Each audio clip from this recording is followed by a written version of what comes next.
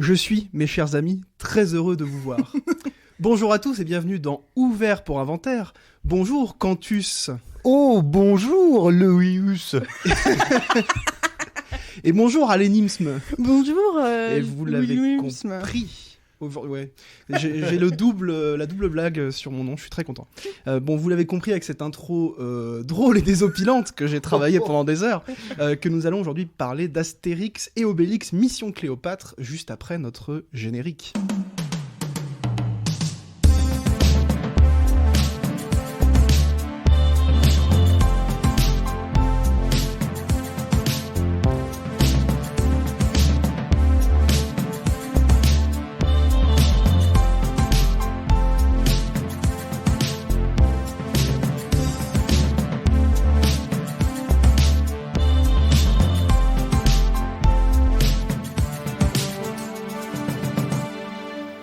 Les films, ça sert à ça, à apprendre à vivre, à apprendre à faire un livre. Ce nouvel épisode d'Ouvert pour Inventaire ouvre un cycle consacré à la comédie française, aux comédies françaises, disons, populaires, connues ou moins connues. Et on commence avec peut-être l'une des plus cultes. On s'est dit que c'était un bon moyen de rentrer dans ce genre. Donc, pour juste donner une indication peut-être du programme, puisque de toute manière, vous allez participer à ce programme. Donc, on va commencer par là, avant de se plonger dans le film. Vous êtes en train d'écouter un podcast sur Astérix et Obélix Mission Cléopâtre. La semaine prochaine, vous allez pouvoir nous écouter parler de On connaît la chanson d'Alain Resnais, donc pas grand-chose à voir, même si on verra qu'il y a toujours des liens avec les acteurs, parce que la comédie française, c'est aussi une affaire d'acteurs. Et dans 15 jours, on parlera de Que les gros salaires lèvent le doigt, film pour le coup moins connu, qui date de 1982, si je dis pas de bêtises. Mais ça, ce sera pour les prochaines émissions. Et comme on fonctionne par cycle depuis maintenant quelques temps, on a décidé de faire ça sur un mois, et donc il y aura 4 épisodes. Et si vous me demandez quel est le 4e épisode, je vous dis que pour l'instant, je ne sais pas, puisque c'est vous, et oui, vous qui nous écoutez, et non pas vous qui êtes en face de moi, Alénis et Quentin, qui allez décider du 4e épisode. Et oui, quelle responsabilité. Donc, le fonctionnement est très simple. En réalité, vous allez trouver en description de cette émission un sondage. Alors, je ne sais pas encore d'ailleurs quel logiciel on va utiliser, mais on trouvera, on fera un Google truc. Ça doit exister, Google sondage. Oui, voilà. Et donc, vous aurez le choix entre 4 films. Alors, pour l'instant, au moment où on enregistre, on n'a pas le nom des films, donc c'est la surprise. Et donc, vous allez simplement voter pour choisir le film sur lequel vous avez envie de nous entendre débattre, nous engueuler, etc. Ça peut être d'ailleurs un critère de choix. Vous dites, celui-là, Quentin, il va pas aimer. Ça peut être une manière de choisir. Et donc, le 4e épisode sera dédié à ce 4e film. Alors, pour l'instant, on n'a pas de date de fin de ce sondage, on vous le donnera pour l'épisode de la semaine prochaine.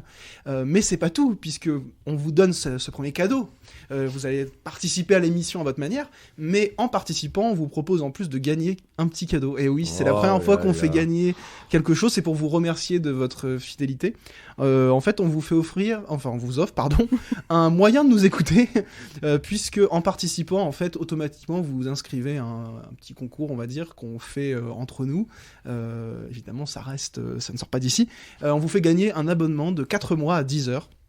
C'est merveilleux parce que notre émission est disponible sur Deezer. Donc, ça en fait des épisodes. Ouais. Ah ouais, parce que là, c'est déjà quoi, le 17e, quelque chose comme ça ? J'en ai aucune idée, je sais plus à combien on est. On compte même plus. Mais non, quand on aime, on compte plus. Donc aujourd'hui, on se plonge dans ce film. Si je n'ai rien oublié, vous me confirmez. Je crois que c'est bon. L'abonnement Deezer, le concours, ok, voilà, vous cliquez dans la description. Aujourd'hui, Astérix et Obélix Mission Cléopâtre, film sorti en 2002 et réalisé par Alain Chabat. On parlera évidemment d'Alain Chabat, puisque ce qui rend le film culte, c'est aussi le rôle de Chabat dans cette réalisation.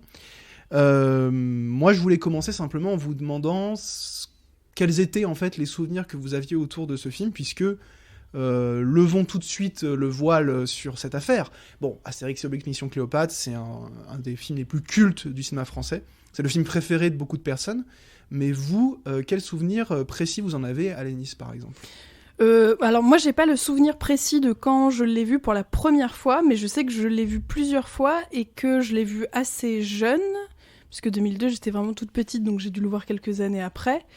Et j'ai le souvenir que j'aimais beaucoup les sketchs de Jamel Debbouze qui a donc le personnage principal dans cette œuvre. et de retrouver son humour, de retrouver, voilà, ça me faisait beaucoup rire. Et en l'ayant revu en étant adulte, il y a plein de vannes que je captais pas du tout et que je capte maintenant, et ça me fait encore plus rire, quoi, d'avoir des sous-couches de blagues. Je trouve ça vraiment très drôle. Surtout que j'avais vu Astérix et Obélix Mission Cléopâtre sans avoir vu les autres films de Chabat et sans être vraiment dans cette époque les nuls ou les Robins des Bois, parce que voilà, c'est ça, parce que j'étais un peu jeune, donc voilà, j'avais pas trop ça, je connaissais pas trop ce qu'il faisait avec toute sa clique.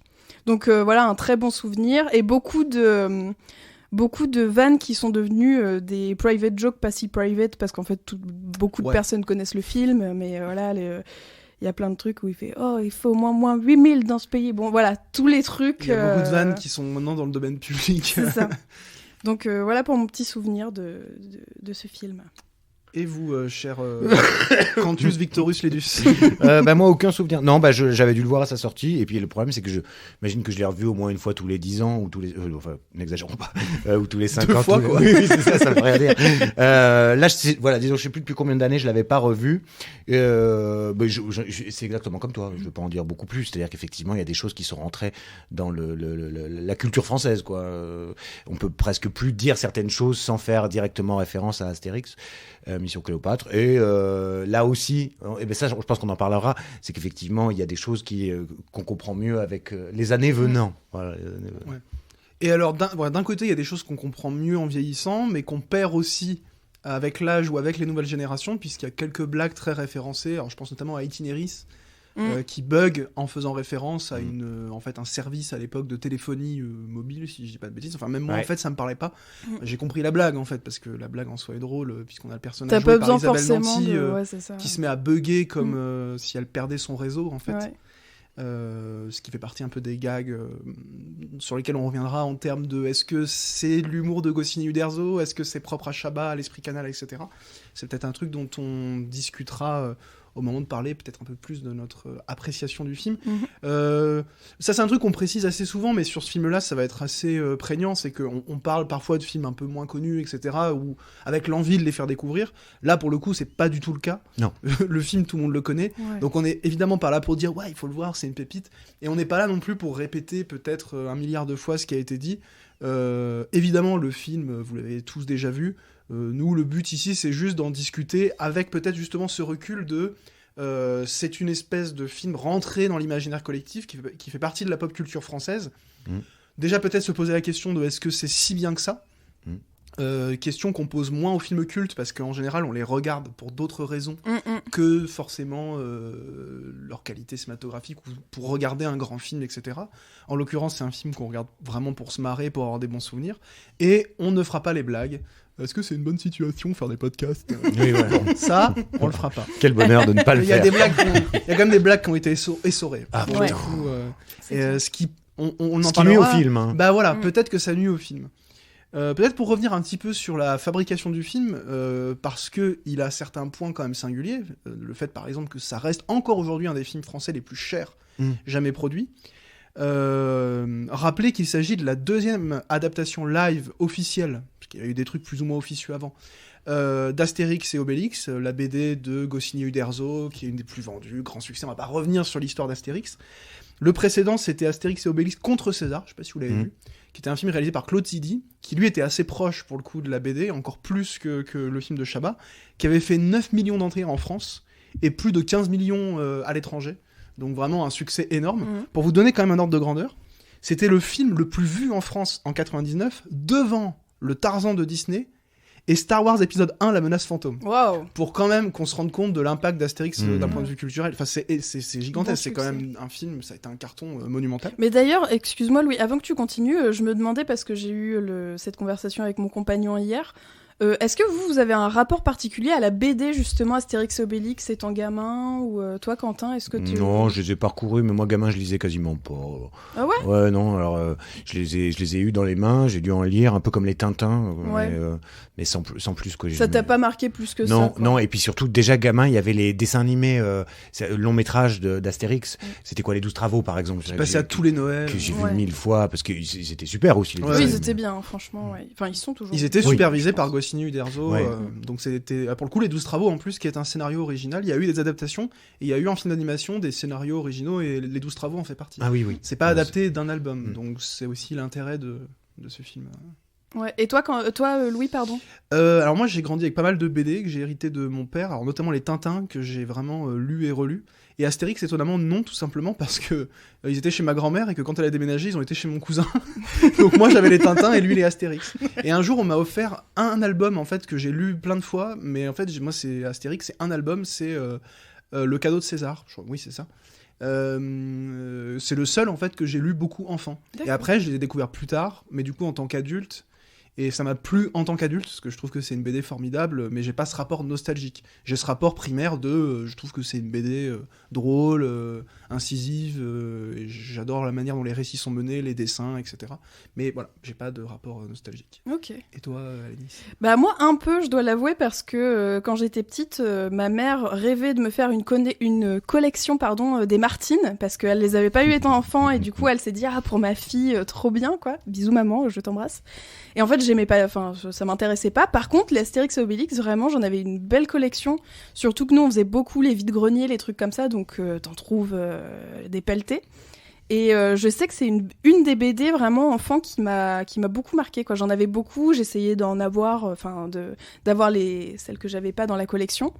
Et donc je trouvais ça très drôle et je les relisais beaucoup. Donc ouais, c'est vraiment une BD qui m'a bien marqué, même si aujourd'hui le style, justement ce style de BD belge me touche un peu moins.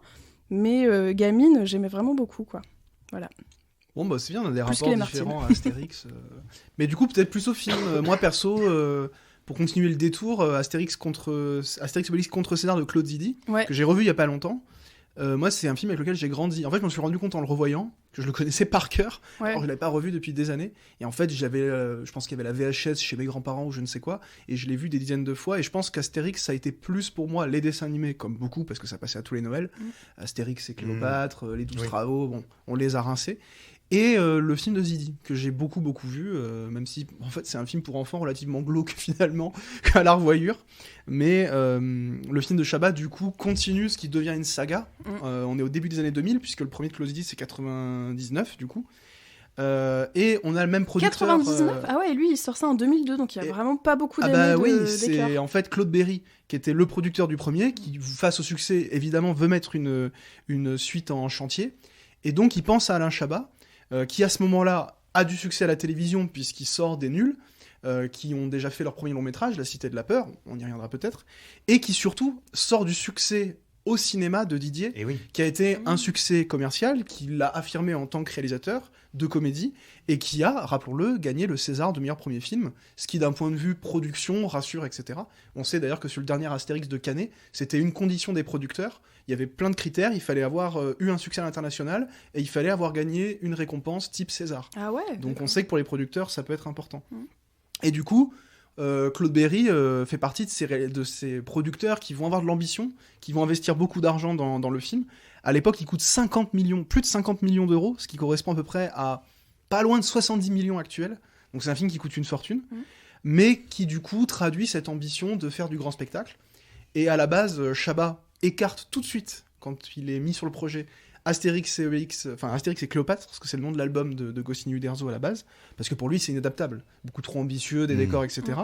Lui il va se tourner vers, là je parle aux fans, hein, Astérix Légionnaire, Le Combat des Chefs ou Astérix Gladiateur. Il s'intéresse à ces albums, mais il veut en adapter un seul, il veut pas faire un mélange comme l'avait fait Claude Zidi sur le premier. Et finalement Claude Berry lui dit non, tu vas faire Astérix et Cléopâtre, parce que c'est le plus cinématographique, c'est celui avec lequel on va pouvoir le plus s'amuser en termes de décors, de costumes, etc. Et ce sera le cas, on en reparlera peut-être. Et en plus, il se rappelait, et on va faire un lien avec notre dernier épisode, que Goscinny Uderzo avait imaginé Astérix et Cléopâtre après avoir vu le film de Mankiewicz, Cléopâtre. Incroyable. Qu'on mentionnait Oh la là semaine là. Et d'ailleurs, la couverture de l'album rend hommage à une scène, et même l'affiche en fait, Ouais. d'ailleurs, du film de Mankiewicz. Donc c'est comme ça que le film est mis en chantier. Gros tournage, ils vont tourner dans plusieurs pays, dans le désert, etc. Et le film sort en France, et c'est un carton monumental, ça devient vraiment ce qu'on appellerait un phénomène, quoi, qui va culminer à accrochez-vous bien à votre fauteuil, 14 millions d'entrées. Et ça reste encore aujourd'hui un des plus gros succès du cinéma français en France et même à l'étranger. Voilà un petit peu pour la fabrication du film, de ce Astérix et Obélix Mission Cléopâtre, qui, je trouve, un peu à l'image de ce que ça raconte, nous parle d'un projet d'architecture complètement ambitieux. Et d'ailleurs, de quoi donc que ça parle, ce film ? Je sais que Quentin aime pitcher. Bon, là, c'est assez simple. Bah, surtout que tout le monde l'a vu. Hein. Donc, Cléopâtre veut faire fabriquer un palais à César, mais en 3 mois. Et donc, l'architecte se chie dans le froc, parce que 3 mois, c'est pas possible. Et donc, il doit faire appel à ses copains, les Gaulois, qui viennent aider grâce à la potion magique. Numéro bis. Voilà. Joué par Jamel Debbouze. Et c'est bien parce qu'on est à la moitié de l'émission, on n'a pas commencé à parler du film. On a parlé de nous, quoi. Voilà. Et alors, moi, je voulais juste faire une parenthèse, parce qu'après, c'était drôle, dans la dernière émission, quand on a présenté le cycle comédie, une certaine personne à ma gauche a dit, pour vous montrer qu'il n'y a pas que des films, des comédies avec Christian Clavier, premier film, boum, avec Christian Clavier. En fait, il est tellement convaincant Astérix que j'avais même plus capté que c'était lui. Et d'ailleurs, sur le premier, on lui reprochait de faire du jacouille des visiteurs. Ah oui. Et là, déjà, Astérix et Obélix sont presque pas les personnages principaux. Du tout, oui. Et il est beaucoup plus discret dans son jeu. Mais alors, l'alchimie avec Depardieu. Parce qu'en fait, on va parler des acteurs au fur et à mesure au final. C'est excellent. Mais l'alchimie, elle est exceptionnelle. On les voit pas souvent interagir, mais quand ils interagissent, ils rient d'une manière tellement naturelle. Enfin, c'est une des qualités du film, c'est l'alchimie. On sent en fait que tout le monde s'amuse sur le tournage. Oui. Quoi. Puis il y a la nostalgie aussi de les voir 20 ans en arrière. Jouer bien, enfin voilà, être de bons acteurs, marcher bien ensemble, alors que c'est vrai que quand on voit Depardieu aujourd'hui, ou les films de Clavier, je dis pas que c'est un mauvais acteur aujourd'hui, mais ses choix de film aujourd'hui, voilà, on n'est plus tout à fait sur la même ligne éditoriale, on va dire, quoi. Puis il a un petit peu un personnage maintenant. Ouais. Il joue toujours un peu le vieux ronchon, le tonton en fond de table qui, quand il ouvre sa tronche, c'est pour sortir des dingueries, quoi. Ouais. Mais c'est vrai que à ce moment-là, il est un peu aussi. Les deux sont un peu au sommet de leur gloire, même comique, parce que les deux ont des carrières comiques, même Depardieu. Hein. On pense aux films avec les films de Weber, etc. Il s'inscrit un petit peu dans cette veine-là aussi. C'est des acteurs comiques, par ailleurs. Monica Bellucci, peut-être un mot, qui joue Cléopâtre, avec des costumes absolument somptueux. Je regarde Quentin. Ah non, mais que dire d'autre elle est magnifique, quoi. Ouais. Voilà. Elle est superbe. Et d'ailleurs, je me suis posé la question, mais j'ai pas vérifié. Les costumes de Monica Bellucci, ce serait pas Thierry Mugler qui les a conçus ? Alors, moi, la seule info que j'ai sur les costumes, c'est qu'ils ont été en partie faits par Philippe Guillotel, que je cite parce que il a participé avec Chabat à des pubs Orangina.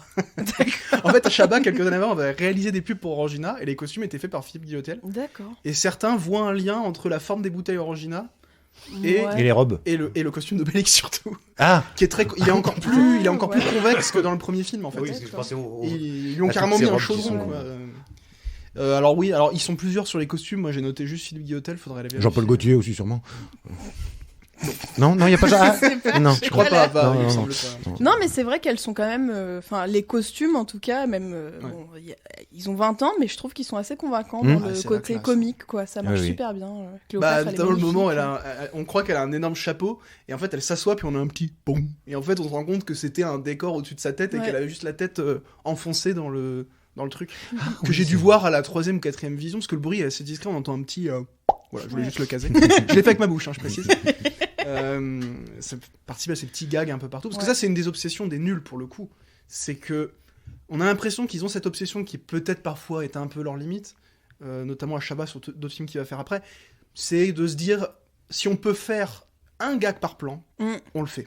Ah bah là, c'est et là, pour le coup, ce film-là, il y a un gag toutes les 4 secondes minimum, quoi. Visuel, sonore, il y a de tout, quoi, vraiment. Des références. Des références à gogo, oui. Ouais. Et c'est vrai que c'est ce qu'on disait tout à l'heure en préambule, c'est que pour un jeune public, tu laisses tomber. Il y a beaucoup trop de références qui sont même certaines pointues quand même. Hein. Mais ce que je me suis noté, et pour quelqu'un qui les détecte, ça peut être presque un peu fatigant parce que ça fait beaucoup et le cerveau est obligé quand même de mouliner au moins une seconde en disant ah oui ça c'est ci, ça c'est ça, ça. Mais malgré tout, ça ne nuit pas tant à la narration. C'est là que c'est balèze, c'est que tu peux quand même, en fait, tout à fait comprendre le film et passer un excellent moment en n'ayant pas du tout le tiers de la moitié des références. C'est clair. Ça, c'est plutôt audacieux parce que le problème de la référence, c'est que ça vire vite à la cuistrerie sinon. Ouais. Et là, non.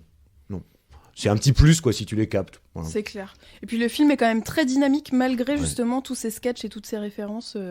Ça passe bien, quoi. Enfin, je veux dire, tu t'ennuies pas, il n'y a pas de moments un peu creux. Enfin, à mon sens, en tout cas, t'as pas trop de moments creux. il se passe toujours des actions, il y a toujours des choses à voir, à faire, donc pour les personnages. Donc ça marche plutôt bien. C'est un peu, on agite les clés, quoi. Il y a certains moments, il y a quand même cet effet, on agite les clés devant bébé pour qu'il reste attentif. Oui. Ouais. Mais par ailleurs, pour revenir sur ce qu'on disait sur les références, il y a un procès qui est beaucoup fait au film avec lequel je suis moyennement d'accord, même si je suis pas un grand connaisseur de Goscinny Uderzo, pour avoir quand même lu les BD, etc. On a beaucoup reproché à Chabat d'avoir vraiment trahi l'esprit de la bande dessinée. D'ailleurs, c'était, je crois, Uderzo qui était encore vivant au moment de la sortie du film et qui était pas fan du tout de ce qu'avait fait Chabat. Et en réalité, moi, je trouve que c'est relativement fidèle à la bande dessinée. Déjà, le récit, il y a beaucoup de gags qu'on pourrait attribuer au nul parce que c'est dans l'esprit canal de l'époque, etc. Et en fait, qui viennent de la BD, mais parce que quand on relit Astérix, il y a déjà cet humour qui est en fait l'humour un peu propre à Goscinny, qui était très anglo-saxon et qui du coup maîtrisait déjà l'art de la parodie, du gag un peu méta, des références, des gags qui faisaient sortir de la BD pour ramener des références très extérieures au contexte historique des Gaulois ou autres, pour un truc un peu méta au final. Donc au lieu de trahison, moi je préférais parler de rencontre, et je pense que c'est ce qui fait en fait le succès du film auprès du public de cette époque-là notamment, c'est qu'on a la rencontre entre l'esprit finalement de la BD qui est parfaitement respecté, on retrouve les gags, etc., et l'humour canal de l'époque, qui finalement a lui-même beaucoup emprunté à Astérix. Donc c'est plus une rencontre en fait assez fertile. Oui, Jamel Debbouze, il n'est pas le numéro bis de la BD, mais la rencontre entre les deux fonctionne très bien. Il y a une espèce de mix et justement de références communes qui fait que ça fonctionne. Et en fait, Chabat était le choix parfait parce qu'il adore la BD. C'est un fan de Pilote, qui était le magazine fondé à l'époque par Goscinny. Enfin, il est dans cet état d'esprit. Il est pour moi dans l'esprit de la bande dessinée. Et ça se sent, c'est un film fait avec amour, qui est pas dénué de défauts. Il y a des gags peut-être un peu lourdingues, même pour l'époque. Moi, par exemple, le combat d'arts martiaux à la fin, que beaucoup trouvent très drôle, moi ça me sort, c'est un peu long, ça me sort pour le coup vraiment du film, parce que là c'est presque qu'une référence. Le combat entre Numéro bis et l'autre architecte joué par Gérard Darmon, dont j'ai oublié le nom. Gérard Darmon, Mon beau-fils. À mon beau-fils. Gérard Darmon qui est génial d'ailleurs. Ouais. Beaucoup d'acteurs très bons. Hein, parce que, Ah bah là, ils se gavent sur le casting. Mais ils s'amusent en fait. On sent, ils se lâchent, puis ils mettent d'eux-mêmes là-dedans. Puis ils sont fous en fait. Hier, on regardait, je regardais avec mon compagnon le film, et vraiment, t'as des scènes où on se regardait, on se disait, mais ils sont cinglos en fait. C'est ça qui fait que ça marche, c'est que vraiment, ils ont pété les plombs, quoi. Ils ont pété un câble. Et c'est drôle, quoi, de les voir comme ça. C'est...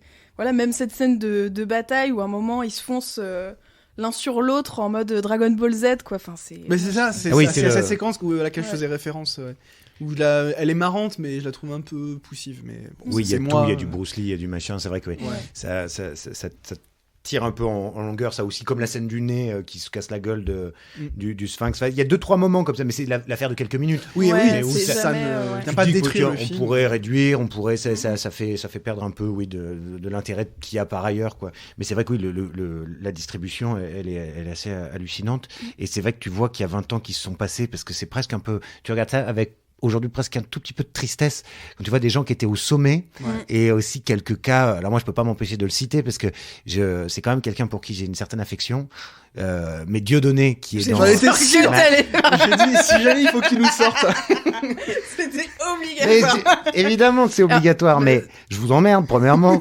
Non mais il joue très bien d'ailleurs. Et voilà ce que je veux dire par là, c'est que il est excellent, et c'est vraiment cette période avant ces espèces de dérapages insupportables et compagnie. Alors là en plus actuellement on est dans une forme de grand pardon là, donc très bizarre, très étrange aussi, mais au-delà de ça, bon, disons que c'était quelqu'un qui à cette époque-là était au sommet de sa gloire, quoi, et aurait dû faire des choses encore et encore. Dans les 11 commandements de la bande à Michael Youn, je le trouve hilarant. Il joue Dieu, mais il est génial. Mais ouais, c'était de toute façon sur scène, en sketch, etc.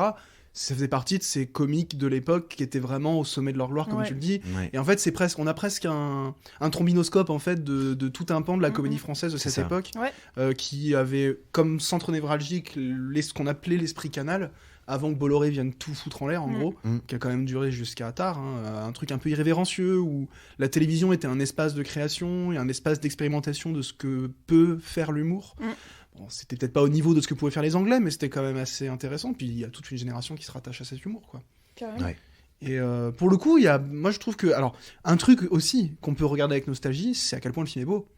Ouais. La musique, les décors, la mise en scène, mine de rien, qui est pas du tout dénuée d'ampleur. Je veux dire, on filme quand même des grands décors, ça reste un film qui emprunte au péplum. C'est pas un péplum en soi, mais c'est un film qui a de l'ambition à ce niveau-là. C'est un peu dans le pré-numérique. Alors du coup, quand les effets spéciaux numériques débarquent, c'est pas fou. C'est pas fou. Notamment la première scène avec la pierre, où on porte la pierre. Bon, c'est un peu vieilli. Mais les décors ont été construits, et ça se sent, ça se voit, ça s'éprouve en tant que spectateur. Donc on a aussi ce sens je dirais, de l'incarnation de ce qu'on voit, où ça existe. Et où du coup, les lumières aussi existent. Il y a des séquences animées. Enfin, il y a quand même une vraie ambition visuelle qui est pas que du côté du gag. Et ça, c'est un truc qu'on perd beaucoup, c'est parce que soit les comédies sont des comédies de chambre, dans des tout petits espaces, d'appartements, etc. Soit quand c'est plus ambitieux, c'est pas beau, quoi, parce que je pense que les moyens ne sont pas mis au bon endroit. Et je vais même pas citer le dernier Astérix de Canet, qui de ce point de vue-là est catastrophique. C'est un film vraiment hideux. Visuellement, quoi. Alors moi je l'ai pas vu. En plus de pas être drôle. Et j'ai pas très envie de le voir, justement. Je me faisais réflexion hier, c'est que dans ce Astérix et Obélix Mission Cléopâtre, en fait on a déjà cette idée d'inviter des humoristes de l'époque, des acteurs et des actrices. Mais ça marche en fait, la fusion de tout ça fonctionne bien, parce que t'as aussi les acteurs des nuls, t'as aussi des acteurs des Robin des Bois, si je dis pas de bêtises. Ouais, il y a Jean-Paul Rouve. T'as Pef aussi qui joue celui qui Marina catapulte. Foy, Oui, bah oui, bien ouais. sûr. Bon, ils sont plus ou moins tous là. Ils sont plus ou moins tous là, et ça marche bien aussi. Enfin, ça c'est vraiment un avis très personnel, mais parce que c'est des clics qu'on aime bien, on a de l'empathie pour eux. Alors que moi personnellement, la clique à Canet, j'ai pas envie de voir. J'ai pas envie de voir le louche. En fait. Je crois que je l'aime pas. Et voilà, mais c'est une des rares qualités du film. Le louche fait un Obélix pas trop mal, parce qu'il faut passer après Depardieu. Parce qu'il y a eu quand même 4 films live. Là, on parle Mission Cléopâtre, mais il y a eu 4 films live Astérix et Obélix avant le dernier de Canet. Et dans les 4, Obélix c'était Depardieu. Donc il avait vraiment infusé le truc. Oui, bah ouais, c'était De toute devenu. façon, dans la vraie vie. Depardieu, c'est Obélix. Aujourd'hui, il se fait payer en buffet sur les tournages. Il vient que s'il y a de la bonne bouffe, quoi. Enfin, c'est Obélix, quoi, dès le départ. Mais c'est vrai qu'en voyant ça, là, tu pensais à Canet, moi je pensais à Kaamelott et à comme le passage au long métrage avait été, à mon sens, un désastre absolu, très mauvais en tout point, et comment là, par exemple, je vous embrasse. C'est pas moi qui vais te contredire. Je dirais pas un désastre absolu, mais c'est vrai que c'était raté. J'avais honte, moi, de voir ce truc. Okay, Mais disons que là, pour les nuls, qui aussi avaient été connus pour les formes courtes, et bien là, le passage au long métrage, alors certes, un Chabat on avait donc déjà fait, mais oui, ça tient, quoi. Et ce que j'aime, là, c'est juste la petite pique supplémentaire pour Astier, c'est que ça fait plaisir aussi de voir que Chabat, en tant que réalisateur, se donne un rôle qui est tout à fait secondaire, et qui est pas le rôle principal.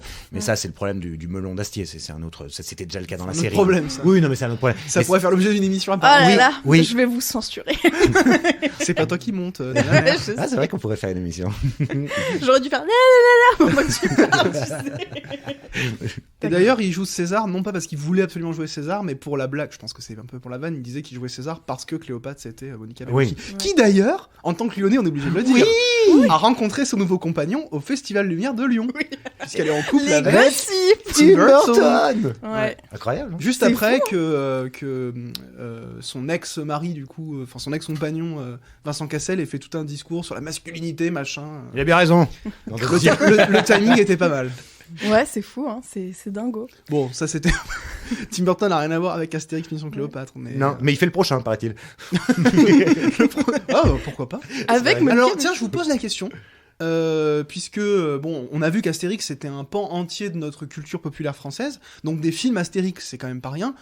On est plus ou moins d'accord pour dire que le seul vraiment réussi, c'est celui de Chabat, puisque les Jeux Olympiques, c'était catastrophique, et Au service de Sa Majesté, pas grand monde s'en souvient. Il y a les films d'animation de Louis Clichy et d'Astier, qui sont pas mauvais d'ailleurs, les films d'animation. Qui sont pas mal du tout. Pas mal.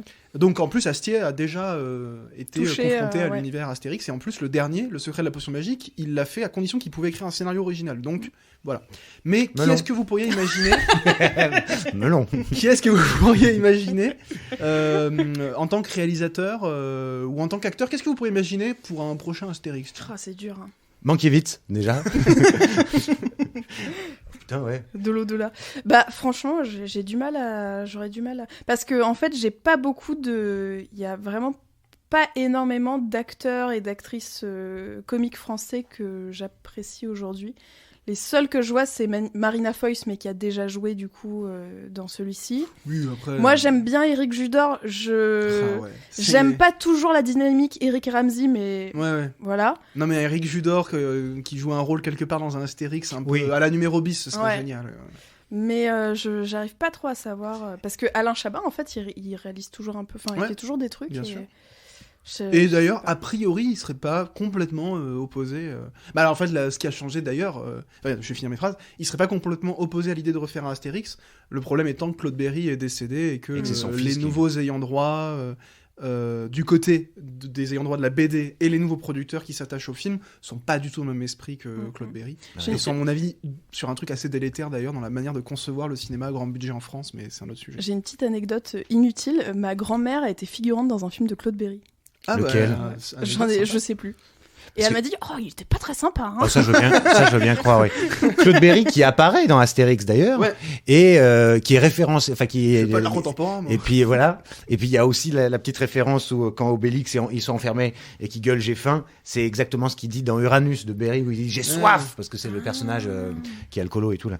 Et oui, mais je pense qu'il y a cet esprit Berry qui devait quand même être un gros salopard pour plein d'autres raisons. Oui, c'est pour ça que je disais quoi qu'on en pense. Ouais, parce que moi, a je le prends permis pas dans mon quand cœur. même Ouais. en tant que producteur l'avènement de certaines choses et c'est certainement pas Thomas Langman, son fils, qui arriverait au. Qui utilisait une partie du budget pour faire venir des putes sur le tournage d'Astérix aux Jeux Olympiques. Donc Ah ouais. c'est pas le même esprit. Alors, je sais pas ce qui se passait sur le tournage de. Ouais. Très bien, oui, mais non, mais tu vois, ça semble très cohérent, quoi. Ouais. Et toi, Quentin, t'imaginerais qui en Bah, acteur ou en réalisateur je cherchais, j'avais Denis Ménochet à l'esprit, je me demandais qui pourrait jouer, mais Denis Ménochet. Attends, Ouais. faut que je En regarde à Obélix, quoi Ben, en il Obélix, mais c'est vrai qu'il il a une gravité, Ménochet, qui irait peut-être pas forcément avec la comédie.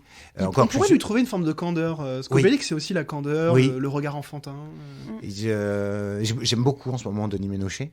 Et, qui en plus vient de gagner un Goya. Ah oui, bah pour donc le film espagnol. Asbestas. Asbestas. Ouais, bah, tu m'étonnes.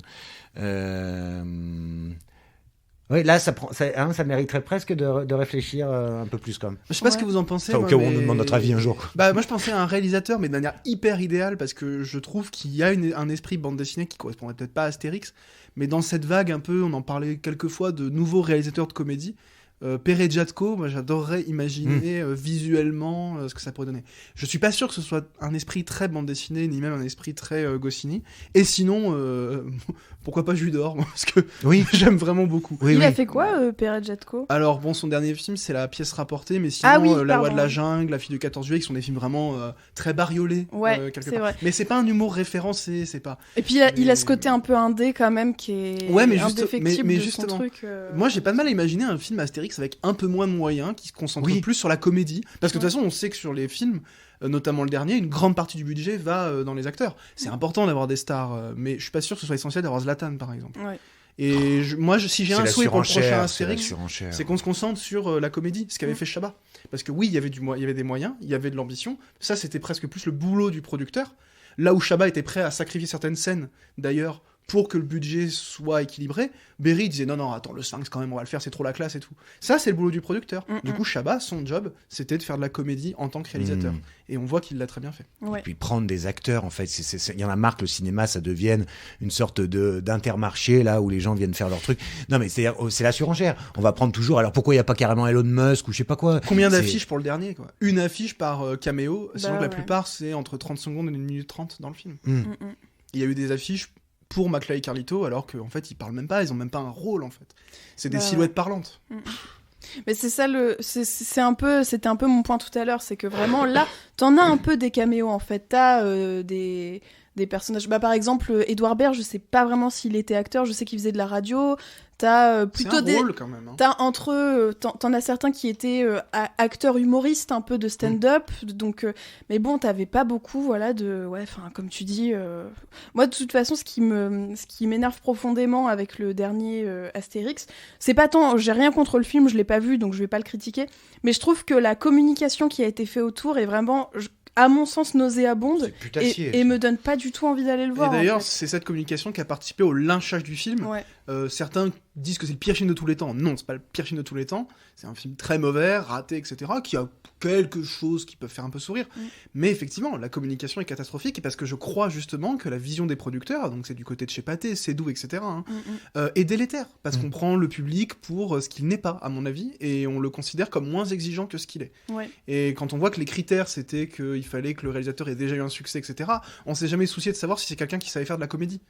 Oui. Ce qui, quand même, devrait être l'absolue priorité lorsqu'on fait un film Astérix, puisque si on revient à ce que c'est à l'origine, c'est quand même de la comédie. Les bandes dessinées sont des comédies. Ah bah, Hazanavicius pourrait peut-être faire un Astérix, par exemple, si ça le branchait. Ce serait pas idiot. Ce serait pas idiot. Tout à fait.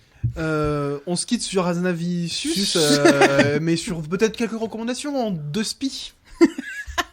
Moi, j'ai une petite reco d'une série que j'ai vue il y a pas longtemps sur Disney+, qui est assez courte, c'est des épisodes assez courts, il y a que la première saison pour l'instant, ça s'appelle Extraordinary, et ça parle d'un monde dans lequel les personnes vers 17-18 ans ont chacun un super pouvoir, donc super puissant, super vitesse, etc. Et on suit une jeune femme qui n'a pas trouvé le sien, qui a 25 ans et qui commence à désespérer un peu de trouver son pouvoir, et donc c'est sa petite vie, qui est assez sympa. Enfin voilà, ça se regarde bien, c'est pas incroyable, mais j'étais sur un élan après The Boys de super-héros, donc voilà, Extraordinary sur Disney+. Quentin ? Bah alors en vitesse, puisqu'on l'a cité à cause de Denis Ménochet, donc Asbestas là, que j'ai découvert il y a 2-3 jours, qui est absolument terrible comme film, c'est terrifiant, mais faut reconnaître que c'est vraiment super. Donc pour ceux qui l'auraient pas vu et qui ont envie de se faire du mal comme moi, regardez-le. Et il est sur Canal+, Canal, en ouais. ce moment, qui vient de gagner le César du meilleur film étranger. Bon. Moi, simplement, je recommande la leçon de cinéma d'Alain Chabat, qui est une conférence qui a été filmée et qui est disponible gratuitement sur la chaîne YouTube d'Arte Cinéma. Donc, conférence à la Cinémathèque française où Chabat revient sur sa carrière, et finalement, en fait, il revient principalement sur Mission Cléopâtre. Donc, si vous voulez avoir vraiment son point de vue sur comment le film a été fabriqué, etc., c'est un bon moyen d'y avoir accès. Et d'ailleurs, pas mal d'informations que j'ai pu vous transmettre pendant ce podcast viennent de cette masterclass. Voilà. Ah, c'est pour ça. Je suis fidèle à Chabat. Très bien. Non mais on ira voir, moi j'irai voir avec plaisir. Ça. Ouais. Merci à les Nimsm, merci Cantus Victorus Ledus. J'avais envie de la refaire quand même. On se retrouve la semaine prochaine pour parler de On connaît la chanson d'Alain René. Oui. On va chanter tous ensemble. N'oubliez pas le sondage, on vous fait gagner un abonnement à Deezer dans quelques semaines. On vous enverra un message privé sur Instagram ou autre. Laissez-nous votre mail quelque part. Bon, on se débrouillera. Non, même ça, Mais, le je crois que prénom. sur le truc, de toute façon, il faut mettre son mail pour s'inscrire. Mais Ouais. bref, on vous en reparle la semaine prochaine de toute manière. D'ici là, portez-vous bien et riez, ça fait du bien. Oui, à Allez, bientôt. salut.